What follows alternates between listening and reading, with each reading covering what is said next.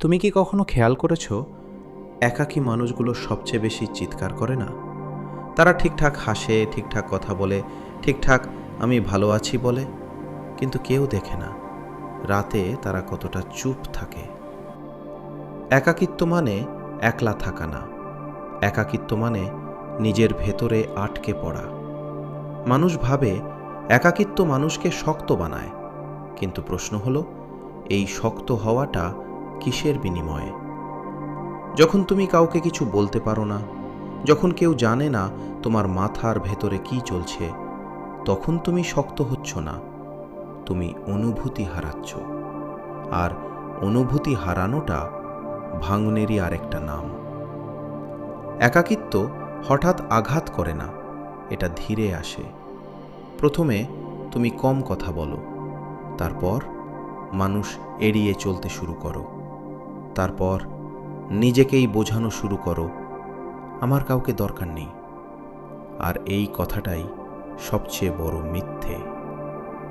একাকিত্ব মানুষকে একটা অদ্ভুত অভ্যাস শেখায়, নিজেকে নিজেই বোঝানো। আমি এমনিতেই একা থাকতে পছন্দ করি, আমার কাউকে দরকার নেই, মানুষ মানেই ঝামেলা।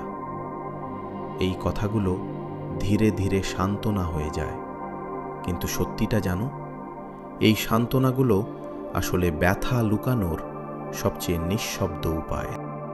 একটা সময় আসে যখন তুমি আর কাঁদো না, কারণ কাঁদার মানুষটা আর তোমার ভেতরে থাকে না।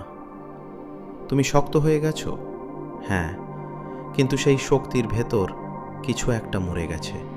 প্রশ্ন হলো, তুমি শক্ত হয়েছ না ধীরে ধীরে নিঃশেষ হয়ে যাচ্ছ? আমরা যেটাকে শক্ত হওয়া বলি, সেটা অনেক সময় কেবল অনুভূতিহীন হয়ে যাওয়া।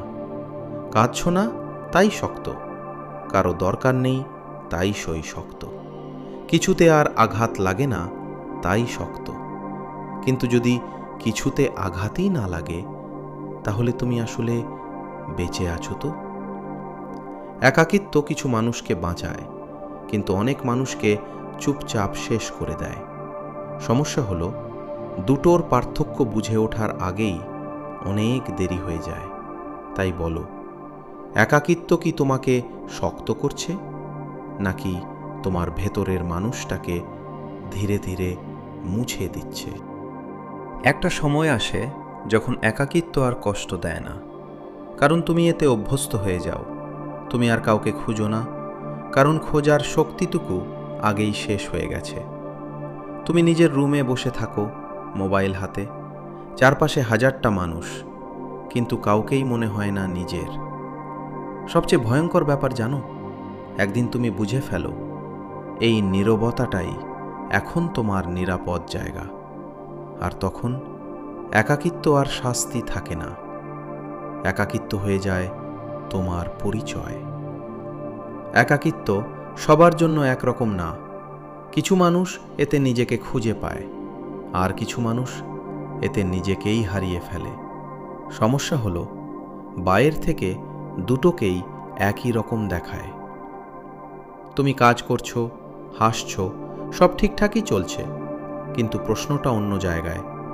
তুমি একা থাকতে পারছো বলে শক্ত হয়ে গেছো, নাকি তুমি শক্ত দেখাচ্ছ কারণ ভেতরে আর কিছুই অনুভব করছো না? তাই বলো, একাকিত্ব কি তোমাকে বানাচ্ছে, আর তুমি আসলে হয়ে যাচ্ছ? এই দুইটার মধ্যে তুমি ঠিক কোথায় দাঁড়িয়ে আছো?